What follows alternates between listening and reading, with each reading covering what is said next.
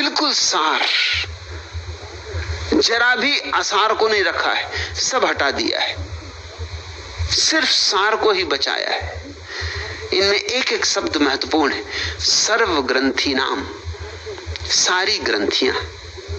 ग्रंथि का अर्थ होता है गांठ, और हम में गांठें ही गांठें।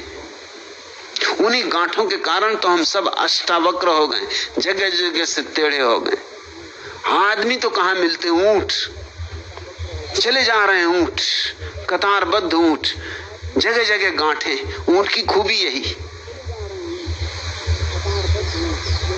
सब जगह से तिरछा है। यहूदियों में कथा है कि जब भगवान सबको बना चुका तब उसने ऊंट बनाया, बचा खुचा जो सामान था। मतलब कहीं की ईंट, कहीं का रोड़ा, भानुमति ने कुनबा जोड़ा। ऊंट को उसने बनाने का इरादा नहीं रखा था, बना चुका। हाथी, घोड़े, गधे सब बना चुका, आदमी, औरतें, पशु पक्षी। बच रहा होगा सामान। हमेशा तुम मकान बनाते हो तो कुछ सीमेंट बच गई, कुछ चूना बच गया, कुछ ईंट बच गई, कोई लक्कड़ पत्थर बच गए। अब इन सबको मिलाकर कुछ बना दिया। ऐसे ऊंट बना, इसलिए ऊंट दिखता भी है अजीब। क्या उनकी चाल, क्या उनके पैर, क्या उनकी देह की संरचना। यहूदियों में दूसरी कहानी कि ऊंट को भगवान ने आखिरी समय में बनाया, जब वो बिल्कुल थक चुका था और झपकी खाने लगा था। ऐसे थोप थाप के किसी तरह खत्म किया। आखिरी मामला था, निपटे, सुलझे, झंझट मिटाए। छठवें दिन आखिरी चीज ऊंट बनाई, और फिर जो सोया सो तब से सोया ही है। क्योंकि यहूदियों में तो 6 दिन में सृष्टि बन गई और 7वें दिन के बाद फुर्सत। 7वां दिन इसलिए रविवार छुट्टी का दिन। मगर तुम्हारा तो सोमवार होता, परमात्मा का फिर सोमवार नहीं हुआ, फिर दफ्तर नहीं गए वो, फिर तो जो ना टांग पसारी। अरे घोड़े क्या, ऊंट भी बेच के सो गए। ग्रंथि का अर्थ होता है गांठ। जितनी ग्रंथियां होती उतना ही आदमी ईर्ष्या तिरछा होता है। कहेगा कुछ, मतलब उसका कुछ और होगा। करना कुछ और चाहेगा, करेगा कुछ और। जाएगा उत्तर और जाना चाहेगा दक्षिण। उसकी बात का भरोसा करना मुश्किल होता है। तुम्हें सोचना पड़ता है कि इसका मतलब क्या, इसके इशारे का मतलब क्या।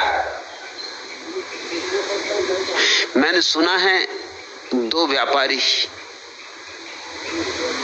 अली भाई पहचानते होंगे उनको, वहीं शेयर बाजार बंबई के आदमी थे दोनों।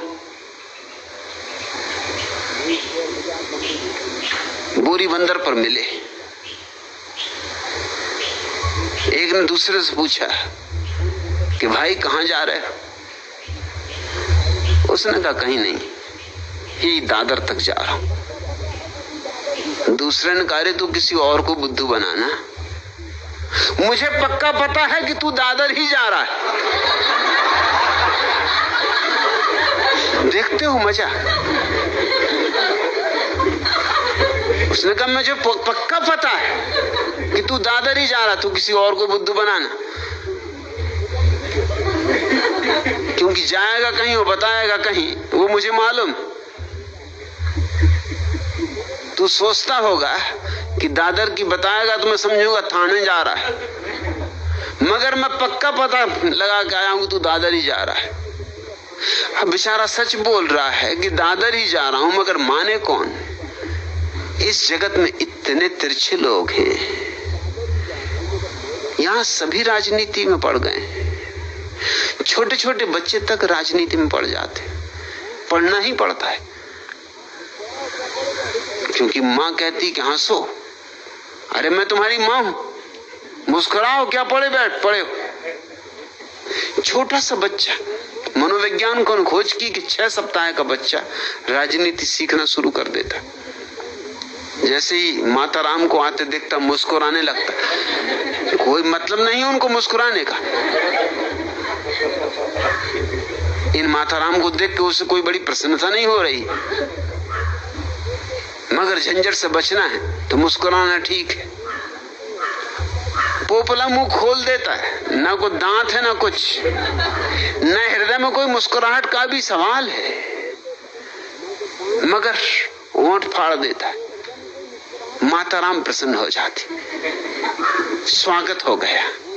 बाप आते वो भी झूले पे खड़े होकर बेटे को देखते, बेटे को मुस्कुराना पड़ता है।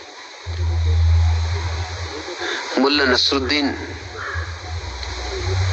अपनी पत्नी, बेटा फजलू और छोटे बच्चे को लेके, अभी नया नया 2 ही साल का बच्चा, किसी के घर निमंत्रित थे, भोजन करने गए थे। सबने छोटे बच्चे को ही पहली दफा देखा था, इसलिए सभी छोटे बच्चे की बात कर रहे थे। गृहपति ने कहा कि बाल तो बिल्कुल नसरुद्दीन तुमसे मिलते हैं। अरे तुम्हारे बाल देख लो कि इसके बाल देख लो। गृहपत्नी ने कहा नसरुद्दीन की पत्नी से कि गुलजान, आंखें तो बस बिल्कुल तुमसे मिलती हैं, ऐसा लगता है बिल्कुल तुम्हारी आंखों की ही प्रतिछवि। फजलू चुपचाप खड़ा रहा कि मेरे बाबूजी कुछ बोला जाता है ना, जब कुछ कोई नहीं बोल रहा, और उसने कहा पजामा मेरा है। मिलता ही नहीं, बिल्कुल मेरा है।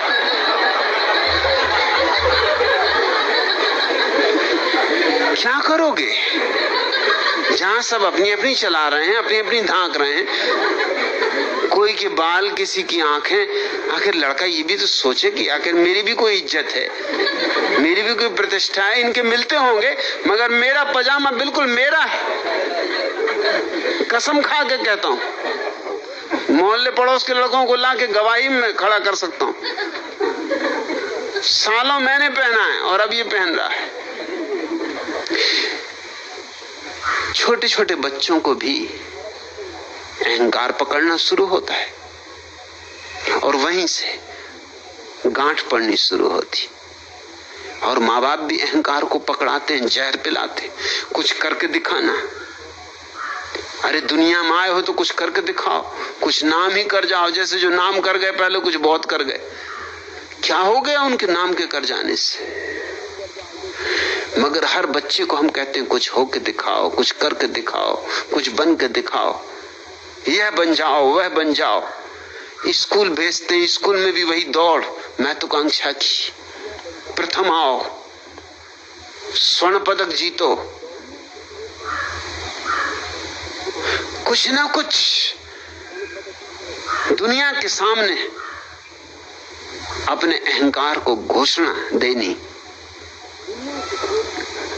इससे ग्रंथियां पैदा होती, गांठें पैदा होती, महत्वाकांक्षा ग्रंथियां लाती, और महत्वाकांक्षा हीनता पैदा करवाती। कभी मैं कुछ भी नहीं, न सिकंदर बन पाया, न अशोक बन पाया, न अकबर बन पाया, न बुद्ध बन पाया, न महावीर बन पाया, कुछ भी नहीं। जिंदगी यूं ही चली जा रही है। अभी तक अपनी कोई छाप नहीं छोड़ पाया दुनिया पर, हस्ताक्षर नहीं कर पाया। तो हीनता पैदा होती। महत्वाकांक्षा का जहर हीनता को पैदा कर देता है, और हीनता बड़ी गांठ है। फिर आदमी धन से, पद से, प्रतिष्ठा से, किसी भी तरह से, अगर अच्छी तरह से ना मिले तो गलत तरह से, चोरी से, बेईमानी से, गुंडागर्दी से, अगर यूं प्रसिद्धि ना मिले तो फिर आदमी कुछ भी साधन अख्तियार कर लेता है। फिर साध्यों की फिक्र नहीं रह जाती कि वो शुभ साधन से ही मिलने चाहिए साधन, फिर शुभ हो कि अशुभ। कैलिफोर्निया में 2 वर्ष पहले एक आदमी ने 7 हत्याएं की 2 घंटे के भीतर। जो मिला उसको शूट कर दिया, ये भी नहीं देखा किसको शूट कर रहा है। पीछे से भी मार दी गोली लोगों को, उनका चेहरा भी नहीं देखा था पहले कभी। उस पे जब अदालत में मुकदमा चला तो मजिस्ट्रेट भी हैरान था। उसने पूछा कि तुमने ये किया क्यों? अरे लोगों को कोई दुश्मनी होती तो कोई किसी को मारता है, समझ में आता, कोई तर्क है। तुमने तो ऐसे आदमियों को मारा जिनको तुमने जिंदगी में पहले देखा भी नहीं था। इसमें एक आदमी तो पहली दफे ही कैलिफोर्निया आया था और उसको तुमने चेहरा भी नहीं देखा था, पीछे से गोली मार दी। उस आदमी ने कहा मुझे इसकी कोई फिक्र नहीं, मैं अपनी तस्वीर अखबारों में देखना चाहता। अरे जिंदगी यूं ही चली जा रही, कोई चर्चा ही नहीं। आज हर जवान पे मेरा नाम है, गांव की चर्चा मैं हूं, जो देखो मेरी बात कर रहा है। जिंदगी सफल हो गई, अब फांसी लगे कोई फिक्र नहीं, उसकी भी चर्चा होगी। मर जाऊंगा मगर याद छोड़ जाऊंगा। जॉर्ज बर्नार्ड शॉ को जब नोबेल प्राइज मिली तो उसने इंकार कर दिया लेने से। वो पहला आदमी था इंकार करने वाला। एक तो नोबेल प्राइज का मिलना, सारी दुनिया में चर्चा हुई, फिर अखबार में खबर छपी। ये पहला मौका था कि कोई नोबेल प्राइज लेने से इंकार कर दे। नोबेल प्राइज के लिए तो लोग मरे जाते हैं, हजार कोशिश करते हैं, सिफारिशें करवाते हैं, चेष्टाएं करते हैं, क्या नहीं करते आदमी। और इसने नोबेल प्राइज को इंकार कर दिया।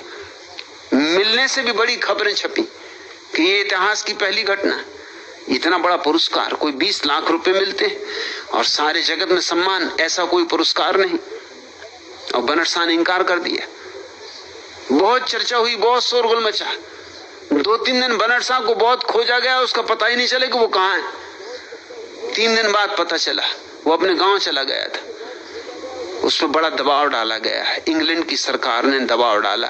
दुनिया के बड़े बड़े प्रसिद्ध लोगों ने पत्र लिखे, तार किए कि भाई ऐसा मत करो, इसमें अपमान है नोबेल प्राइज बांटने वाली कमेटी का। तुम स्वीकार कर लो, फिर चाहे तुम इस हाथ से स्वीकार करना और इस हाथ से दान कर देना, मगर स्वीकार कर लो। मगर वो भी टिका रहा 7 दिन तक। अखबारों में रोज चर्चा चलती रही कि आज इस महाराजा ने प्रार्थना की, आज उस राजा ने प्रार्थना की, आज इस लेखक ने, कल उस कवि ने। 7 दिन तक उसने धूम धड़ाका मचा दिया, सारी दुनिया की सब खबरें गौण हो गई। 7वें दिन उसने घोषणा की कि जब इतने लोग आग्रह कर रहे हैं तो मैं कैसे इनकार कर सकता हूं, मैं स्वीकार करता हूं। उसने नोबेल प्राइज स्वीकार की। फिर अखबार में खबर छपी और उसने एक हाथ से दस्तखत किए स्वीकार करने के और दूसरे हाथ से उसको दान कर दिया, एक संस्था को, फेबियन सोसाइटी को दान कर दिया। फिर अखबारों में खबर छपी कि उसने स्वीकार किया, मगर अद्भुत दानी कि 20 लाख रुपए यूं दान कर दिए कि 2 पैसे भी आदमी देने में सोचता है, 20 लाख रुपए देने में। और आज के 20 लाख नहीं, उस दिन के 20 लाख बहुत थे। आज का तो 1 करोड़ रुपया भी उनसे कम है। उस दिन के 20 लाख रुपए आज के करोड़ रुपए से भी ज्यादा थे। कुछ चीजों के दाम तो 700 गुने ज्यादा हो गए हैं उस दिन से अब तक। रुपए की तो कीमत ही गिरती चली गई है, रुपए का तो कोई मूल्य नहीं रहा। मंगे को भी तुम रुपया दो तो वो धन्यवाद नहीं देता, उल्टे उसको देखता है कि असली है कि नकली। मतलब तुम पे एहसान कर रहा है स्वीकार करके। अखबार में खबरें छपी, बहुत खबरें छपी। और फिर पता चला कि वो फेबियन सोसाइटी जो थी वो जॉर्ज बर्नार्ड शॉ की बनाई हुई एक छोटी सी समिति थी, जिसके वही अध्यक्ष थे और वही सदस्य थे एकमात्र, और कोई भी नहीं। फिर तो बहुत शोरगुल मचा, ये तो हद हो गई, ये तो बेईमानी हो गई। यूं 15 दिन तक उस आदमी ने सारी दुनिया को उलझाए रखा और 16वें दिन उसने घोषणा कर दी कि इसमें क्या संकोच की बात है। सच बात तो यह है कि मैंने जान के ये सब किया, क्योंकि नोबेल प्राइज मिली, एक दिन छप गई खबर, खत्म हो गई बात। ये भी कोई बात? अरे नोबेल प्राइज मिली तो इसको जितना खींचा जा सके लंबा, जितने दिन तक अखबारों में टिका जा सके टिकना चाहिए। इसलिए तो मैंने इतना पूरा नाटक किया। फिर खबर छपी कि ये नाटक था पूरा का पूरा, ये नाटककार नाटक ही कर रहा था। ये इसने किसी को दान वगैरह किए नहीं, इस हाथ से अपने को ही दान कर लिए वापस। ये सब धोखाधड़ी थी। ये आदमी बेईमान है। जगह जगह गालियां और जगह जगह असम्मान और व्यंग्य चित्र छपे, मगर उसने कहा कि इसमें क्या बात है, मैंने पूरा लाभ लेना चाहा, जितना लाभ लिया जा सकता है। क्या यूं ही नोबेल प्राइज मिली और बस ले ली, किसी को पता भी ना चला, कानों कान खबर न हुई। एक एक बच्चे को पता चल गया। ऐसी ग्रंथियां मन में पैदा हो जाती, अहंकार की, विशिष्टता की, खास होने की। स्मृति लाभ है, लेकिन जिसको अपना स्मरण आ गया उसकी ये सारी ग्रंथियां मिट जाती, फिर उससे ऊपर कुछ भी नहीं। न धन है, न पद है, न प्रतिष्ठा है। जिसको अपना स्मरण आ गया उसे तो परम पद मिल गया, परम धन मिल गया। उस परम पद और परम धन का नाम ही मोक्ष है। स्मृति लाभे सर्व ग्रंथि नाम विप्रो मोक्षा। उसका सभी ग्रंथियों से मोक्ष हो जाता, मुक्ति हो जाती। सारी ग्रंथियां टूट के गिर जाती हैं, जैसे जंजीरें टूट के गिर गई हों किसी कैदी की। इस सूत्र को बहुत सावधानी पूर्वक समझना।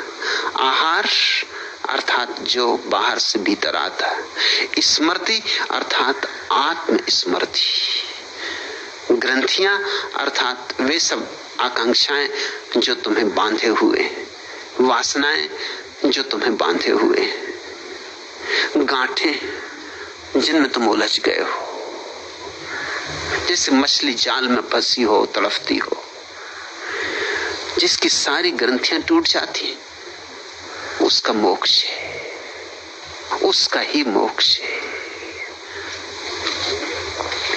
दूसरा प्रश्न, आपने सुझाव दिया था इसलिए डोंगरे का बालामृत तो पी लिया, परंतु उसमें भी झंझट हो गई। अब डोंगरे महाराज से पीछा नहीं छूट रहा।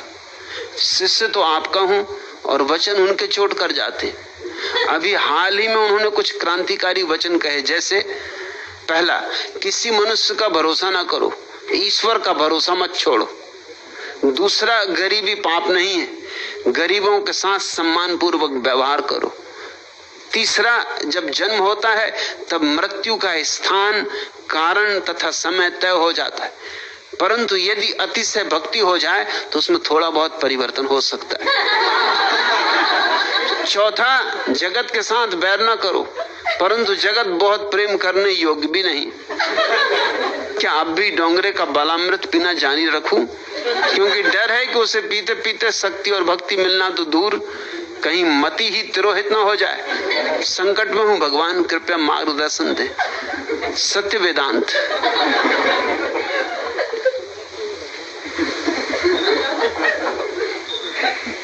डोंगरे का बालामृत पीने का इसलिए तो सुझाव दिया था कि थोड़ी झंझट हो। झंझट हो तो झंझट से छूटने का उपाय खोजा जा सकता है। झंझट तो है, प्रकट नहीं होती। डोंगरे के बालामृत ने प्रकट कर दी।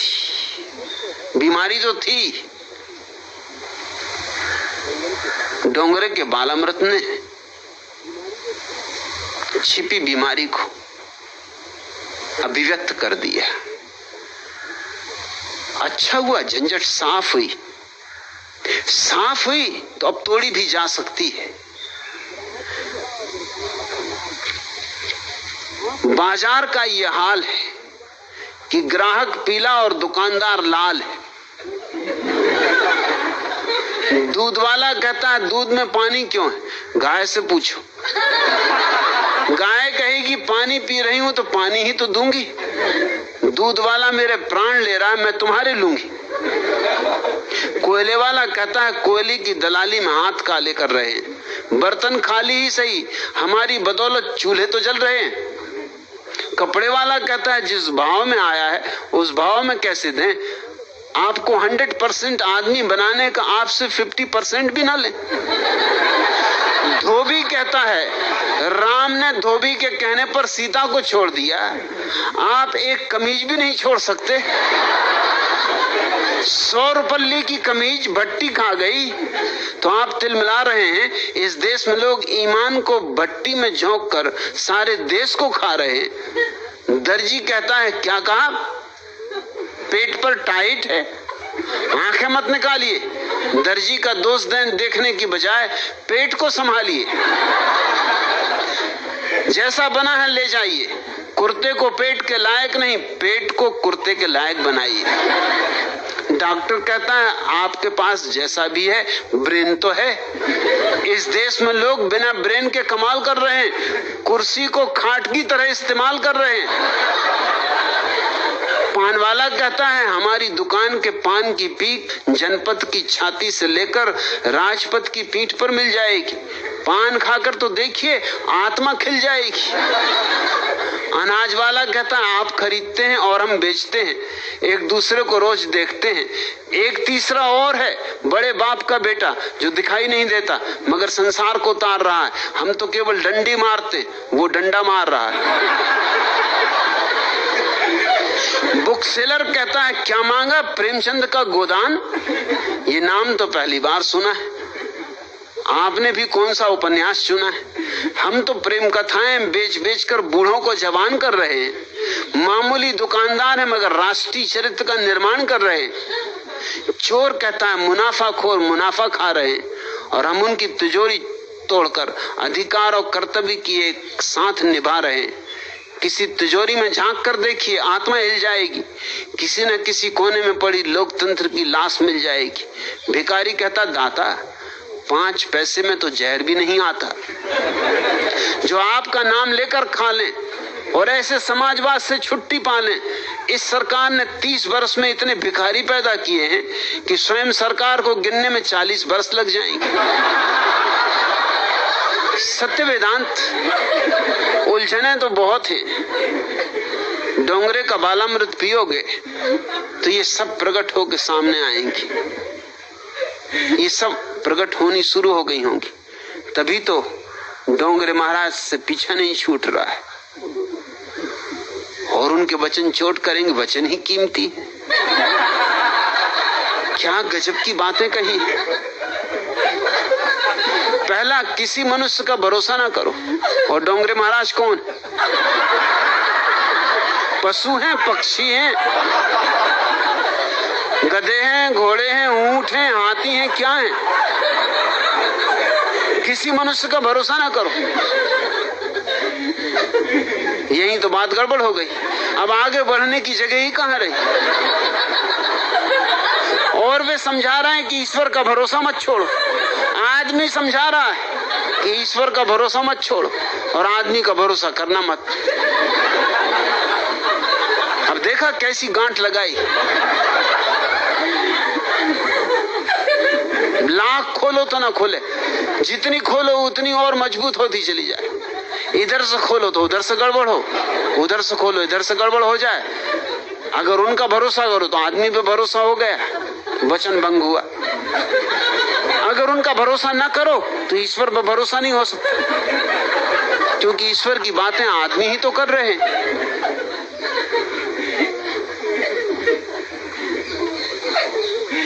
किसी मनुष्य का भरोसा ना करो। और यही लोग कहते हैं कि कण कण में परमात्मा विराजमान है। और मनुष्य में कौन विराजमान है? कण कण में विराजमान है, सिर्फ मनुष्य को छोड़कर।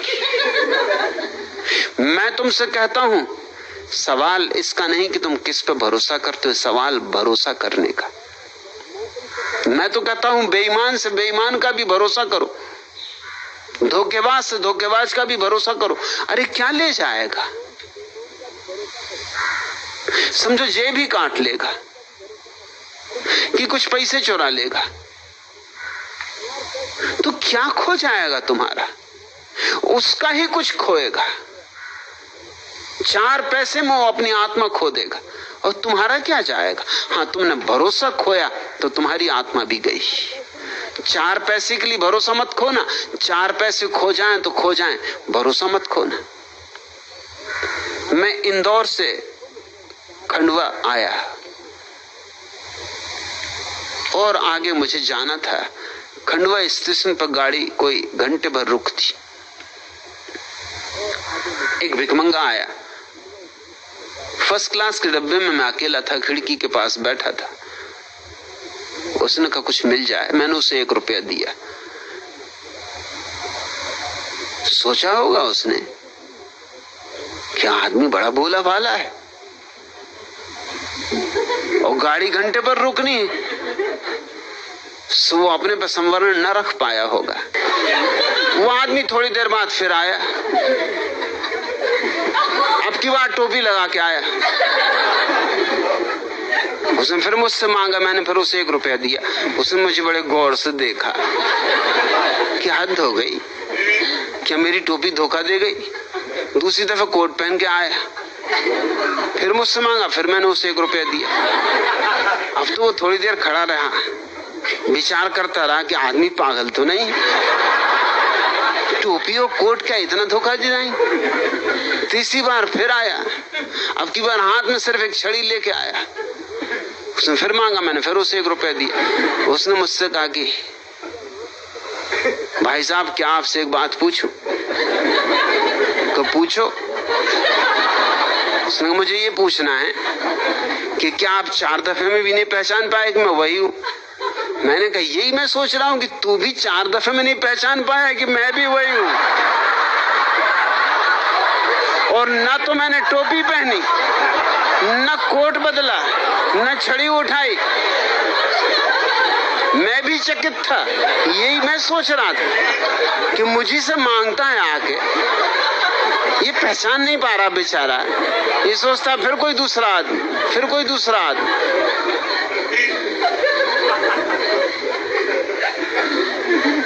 वो मेरी बात से खुश हुआ। मैंने कहा आप भीतर आ, बैठ, घंटे भर गाड़ी रुकनी है, तू बार बार आए जाए, क्या तकलीफ। हर 5-10 मिनट में मैं 1 रुपया तुझे देता जाऊंगा, तू यहीं बैठ। वो थोड़ा डरा। अरे मैंने कहा तू आजा भीतर, डर मत। उसने कहा कि नहीं नहीं, मैं बाहर ही ठीक हूं, तू बिल्कुल भय मत कर, तू भीतर आजा, शांति से बैठ। मगर वो भीतर ना आए। मैंने कहा मैं तुझे 1-1 रुपया दूंगा धीरे धीरे, बैठ तो तू। मुझे भी कोई आंख के अंधे गांठ के पूरे दे गए हैं तो तू भी ले जा, क्या फर्क पड़ता है। ना मैं कुछ लेके आया, ना तू कुछ लेके आया, ना अपना कुछ है ना तेरा कुछ है। खेल है इधर से उधर। और रुपए का तो काम ही है चलन, इसलिए अंग्रेजी में उसको करेंसी कहते। करेंसी मतलब जो चलती रहे। तेरा बहुत मन भर जाए तो लौटा देना, जैसी तेरी मर्जी। इतना मैंने कहा कि लौटा देना कि वो तो चली दिया वहां से। अरे मैंने कहा जाता कहाँ, कम से कम 1 रुपया तो लेता जाओ। उसने कहा मुझे नहीं लेना जी। आप आदमी हैं कि पागल हैं, क्या बात, उल्टी सीधी बातें कर रहे हैं। फिर नहीं आया, फिर तो मुझे उतर को उसे खोजने जाना पड़ा। गया मैं उतर के, बैठा था दीवार के पास, मुझे देख के एकदम से खड़ा हो गया और कहा कि मुझे नहीं चाहिए, मुझे बिल्कुल लेने नहीं, बहुत हो गया, आज के लिए काफी है। मैंने कहा मैं तो यूं ही बातचीत करने चला आया, और तेरा मन होगा तो दे देंगे 1-8 रुपया और। कि नहीं बाबा, आप मुझे माफ करो, आप क्यों मेरे पीछे पड़े हो। वो मुझसे कहने लगा कि मैं क्यों उसके पीछे पड़ा हूं। सत्य वेदांत, क्या गजब की बात डोंगरे महाराज ने कही। किसी मनुष्य का भरोसा ना करो। असल में भरोसा मूल्यवान है। ना तो भरोसा मनुष्य का होता है, ना ईश्वर का होता है। अगर तुम मुझसे पूछो तो आस्तिक में उसको नहीं कहता जो ईश्वर का भरोसा करता है, आस्तिक में उसको कहता हूं जो भरोसा करता है। ईश्वर से क्या लेना देना। भरोसे में आस्तिकता है। और अगर आदमी पर ही भरोसा ना किया तो फिर भरोसे का पाठ कहां सीखोगे। आदमी पे भरोसा करोगे तो ही ईश्वर पर किसी दिन भरोसा कर पाओगे। आदमी पे भरोसा करने में अड़चन है, ये बात जरूर सच है, क्योंकि जिस पे भरोसा करोगे वो धोखा देगा। मुल्ला नसरुद्दीन पे मुकदमा चला, उसने गांव के एक सीधे साधे आदमी के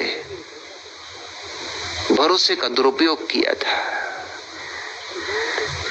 मजिस्ट्रेट ने कहा कि नसरुद्दीन, ये सीधा साधा आदमी, भोला भाला आदमी, गांव भर इसको जानता है, तुम्हें धोखा देने को यही आदमी मिला, तुम्हें शर्म ना आई? नसरुद्दीन ने कहा, मालिक अब मैं और किसको धोखा दूं? यही एक आदमी जो धोखा खा सकता है। और तो गांव में बड़े पहुंचे हुए लफंगे, वो तो मुझी को धोखा दे रहे हैं। यही एक है बेचारा भोला भाला जिसको मैं भी धोखा दे सकता हूं, और जो जिसको दे सकता है मालिक उसी को तो देगा। अरे जिसको दे ही नहीं सकते उसको दे के क्या झंझट में पड़ना है? बात तो उसने पते की कही कि जो जिसको दे सकता है उसी को देगा। आदमी पे भरोसा करने में खतरा तो है, क्योंकि भरोसा करोगा तो कोई लूटेगा, कोई झपटेगा, कोई छीनेगा, मगर वही तो मौका है, वही चुनौती है। अगर फिर भी तुमने भरोसा किया, फिर भी शब्द पर ख्याल रखना, क्योंकि अगर कोई आदमी तुम्हारे अनुकूल हो और तुम भरोसा करो तो उस भरोसे की क्या कीमत? 2 कौड़ी का है। कोई आदमी तुम्हें धोखा दिए जाए फिर भी तुम भरोसा करो तो भरोसे में कुछ बल है, आत्मा है। कितना ही धोखा दे और तुम्हारा भरोसा ना टूटे तो तुम्हारा भरोसा अडिग है। तब तुमने एक ऐसे भरोसे को पा लिया जिसे कोई भी हिला ना सकेगा। ऐसा भरोसा ही ईश्वर को जान पाता है। डोंगरे महाराज को कुछ भी पता नहीं, ना आदमी से कोई पहचान है, न ईश्वर से कोई पहचान है। और दूसरी बात उन्होंने कही, गरीबी पाप नहीं, गरीबों के साथ सम्मान पूर्वक व्यवहार करो। मैं इस बात से राजी हूं, लेकिन किसी और अर्थ में। सदियों से यह कहा गया है कि गरीबी पाप का फल है। तुमने पिछले जन्मों में जो पाप किए थे उसका फल भोग रहे हो, वही तुम्हारी गरीबी है। गरीबी पाप नहीं है, गरीबी पाप का फल है। और अगर इस गरीबी को तुम आनंद पूर्वक निभा लोगे, संतोष पूर्वक निभा लोगे, तो अगले जन्म में अमीर हो जाओगे। इसलिए गरीबी को मिटाना नहीं है, और उसका स्वाभाविक परिणाम होता है कि गरीबों का सम्मान पूर्वक व्यवहार करो। ये हम कर रहे हैं सदियों से, और इसलिए जितना देश हमारा गरीब है, दुनिया में कोई इतना गरीब नहीं। गरीबों का सम्मान कर रहे हैं, गरीबी को साधना मान रहे हैं। मैं तुमसे कहता हूं, गरीबी व्यक्ति का पाप नहीं, कोई कसूर नहीं है व्यक्ति का। और मैं तुमसे ये भी कहना चाहता हूं कि यह सिद्धांत कि गरीबी पिछले जन्मों के पाप का फल है, एकदम गलत है। पिछले जन्मों से इसका कुछ लेना देना नहीं। हिसाब किताब तत्काल हो जाते हैं, जन्मों तक नहीं ठहरते। अभी आग में हाथ डालोगे तो अभी जलोगे, अगले जन्म में नहीं जलोगे। जगत में नियम नगद है, उधार नहीं। लेकिन ये तरकीब तुम्हें समझाई गई, और इस तरकीब के कारण एक सांत्वना पैदा हो गई। चंद रोज और मेरी जान, चंद रोज और मेरी जान, फकत चंद ही रोज। जुल्म की छांव में दम लेने पे मजबूर हैं हम, और कुछ देर सितम सहलें, तड़प लें, रो लें। अपने अज़दाद की मीरास से माजूर हैं हम। जिस्म पर कैद है, जज्बात पे जंजीरें हैं। जिस्म पर कैद है, जज्बात पे जंजीरें हैं। फिक्र महबूस पे, गुलजार पे ताबीरें हैं। पर अपनी हिम्मत है कि हम फिर भी जिए जाते हैं।